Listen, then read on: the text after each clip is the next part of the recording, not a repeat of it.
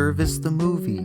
Bebop, Rocksteady, Krang, Baxter Stockman, Chris O'Donnell. Isn't it great to see all these characters on the big screen, even though the movie kinda sucks? Well, Bebop, Rocksteady, quite funny.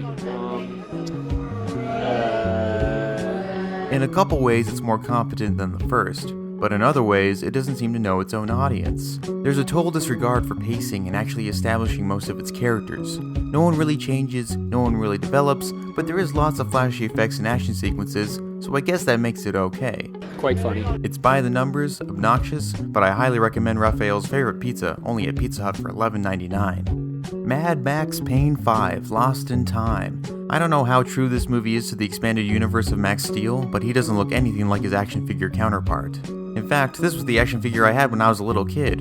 My, how the times have changed. You've seen this movie before. Kid discovers he has family ties to unknown powers, he finds an annoying alien robot sidekick, then he's on the run from unknown enemies, all while learning to control his new powers.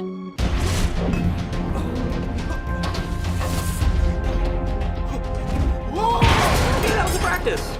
Let's do it again and watch the landing. That was a practice. Let's do it again and watch the landing. That was a practice. However, the movie is so frenzied, I'm not even sure anything happened throughout the entire thing. It's rushed and unfinished, and there's no rhythm or structure to any of the scenes. It's probably not even a movie, just a seizure-inducing music video. Disney is out of ideas. Look, if you like this movie, more power to you. I guess I'm just a fucking stick in the mud. But The Jungle Book to me was really boring, and I had little interest in what was happening on screen. The effects were pretty good. The 3D was pretty good. The voice acting for the most part was pretty good. But I kept sitting there wondering, what was even the point? You can tell they were going for a darker approach like the Richard Kipling book, but it kept hanging on the coattails of a Disney executive telling them to insert all these songs that sound way better in the original. And the main kid was pretty bad. I can't blame him though, he didn't have a whole lot to do. They definitely tried some creative stuff here for him to touch and interact with, I'll give him that, but he continues to look confused and out of place, just like anyone would. I like Jon Favreau as the director, but this didn't have any staying power. We'll have to see how Beauty and the Beast does, but so far each attempt at remaking Disney classics results in a mediocre product. You want to do a live-action Lion King movie with Jungle Book CGI? Good luck, there's no people in it, so you're just making another animated movie. Unless you're adapting the stage musical, that'd be kinda cool. Mulan could be okay, I don't know yet. Little Mermaid, Dumbo, really? We don't know too much because the announcement did not talk about who's going to be starring in it and when it will hit theaters, but we do know that it is in the works. Thoughts, 5 words or less? This is dumb, yo. Really? No, I just needed that for my 5 words. Okay, good. Interesting, because my 5 words are, this is smart, Bo. Dumbo is one of my favorite movies of all time, and now the chances of him looking like Joseph Merrick are even greater. Baked off my ass. Yeah, this was the movie I wanted to make back when this is the movie I wanted to see back when I was a 12-year-old girl. This is the movie I would have wanted, so I've decided at age 45 to make it. It's never too late, kids. Kevin Smith's new movie is one of the most retarded things I've seen in a while. It shows what happens when no one else is chiming in or giving any creative advice. So I'm in a real masturbatory phase of my career where nobody else likes these movies, but I sure do, but I sure do, but I sure do. I mean, mad props that you can get high and make whatever you want now and can cast your friends and family. But this movie's still monotonous. Shoving in millennial trends and joking about Canadians every 30 seconds had no comedic value, or any point for that matter. I give the cast some slack, even Johnny Depp, because they're rewritten to a really poor script that nearly sent me to the hospital. And I'm just gonna keep doing them and stuff.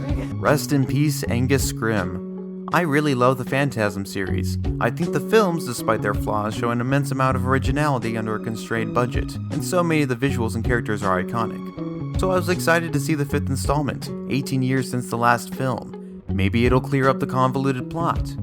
Maybe everything will end on the proper close the series deserved. Don Coscarelli is producing after all, and at the creative helm is David Hartman, acclaimed director of Tigger and Pooh and a musical too. Alright! Unfortunately, my biggest regret was going in with high hopes. It's an utterly awful, soupy mess that again puts the series' best character, Reggie, at the forefront as he stumbles through various realities. In one, he's fighting the tall man who was too old to walk this time around, and in another, he's at a rest home diagnosed with dementia.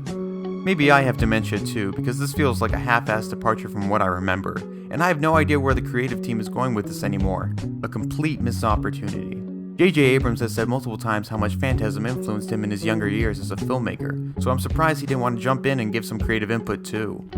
The series has turned to low-budget fan film territory with digital cameras and asylum CGI effects. Except I've seen fan films that have looked better than this.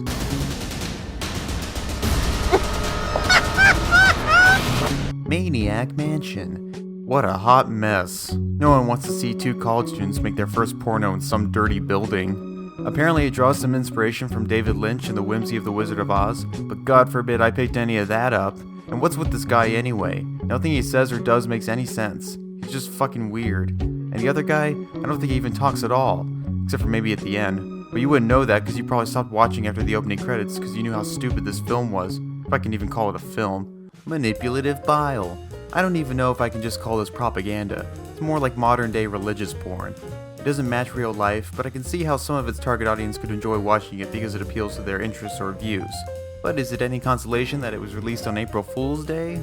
While you can get some unintentional laughs out of it, the movie is so out of the loop with the real world, ready to demean and label people as victims or the worst of the worst. The director did a fantastic job. I think they made a beautiful movie, and as a film, I think it stands on its own. And then all the lessons that you learn that go along with that, I think are just, I'm just so proud to be a part of it. Ray Weiss is probably the best part of it, but the overall end goal seems to want to elevate this blinded agenda that paints inaccurate portraits of all kinds of people.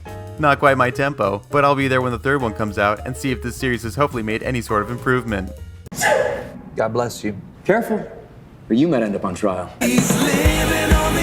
Ambitious failure. Whew, this one did a number on the eyes. The challenging thing about adapting Assassin's Creed is how to maintain focus on both the modern day assassin and his ancestor. It's something hours of gameplay can succeed at juggling and maybe even keep the player invested. But a 2-hour movie? Good luck. Director Justin Kurzel is the elephant in the room here. His film Snowtown is one of the bleakest things I've ever seen, and Macbeth was overall pretty solid. And the sad thing here is that you can tell so many people were trying to make this as good as possible, departing from past video game movie conventions while still sticking to the highlights as to why the games are so popular. But the focus is lacking, the color scheme mixed with fog and grain doesn't look appealing, the action is boring, the characters are bland and predictable, and I think it's sequel baits, but I don't really know. There's only one film I saw from last year that genuinely felt like a video game movie. Hardcore Henry. Too bad, so sad. Embarrassing mess. This is a very rare time where I mention a feature film I worked on. And I don't know if I'm breaking any taboos to badmouth a film I was involved with, but this will sprinkle a bit of filmmaking lessons to those entering film school. Macbeth Unhinged is that other Macbeth film that Michael Fassbender turned down, starring, written, and directed by Angus McFadden. You might recognize his on-screen work from such pieces as AMC's Turn, Braveheart, Titus, Saw 3, and Warriors of Virtue. Warriors, come out and pray! I won't get into the details of the making of the film, but I have to be honest and say right now that Macbeth Unhinged is really embarrassing. It coasts a so bad it's good feel for a little bit, but slowly it gets really depressing, and not in a good way. To see a film that boasts an incredibly talented crew and cast of actors bogged down to a film that's so devoid of humanity is not a pretty sight. I'll happily say the director is a talented method actor in his own right, however his modern Shakespeare adaptation doesn't quite get it. But these are the trials of the trade. We move on, we try new things. We eat people. Complete disaster. Oh man. What happened? I didn't want to believe the hype surrounding the latest Stephen King adaptation, but this was abysmal. I'm truly wowed by its drastically failed attempts to deliver real statements about technology bringing forward humankind's self-entitlement. It seems a bit more concerned with being a run-of-the-mill thriller, where characters run away from mindless zombies. I'm not calling them phoners either, because that's just phoning it in. Incohesive, lazy, inept, uneventful. Yeah, these words are not enough to describe Cell. Technically speaking, there is no way to forgive the filmmaking. Paul Greengrass could DP on a found footage film and it would probably still look 10 times better than the cinematography here. I really felt like I was going to throw up. None of the cutting helped the situation either. And the acting, the sound design, the CGI, none of it has any care in the world. No wonder this film couldn't find a distributor. It was hopeless from the start. And I'm surprised I didn't pull out my cell to call a suicide hotline. So this wraps up my worst of the year video. Be sure to let me know in the comments what were some of the worst films that you saw in the year 2016. I'd love to hear from you. And as always, have a good one.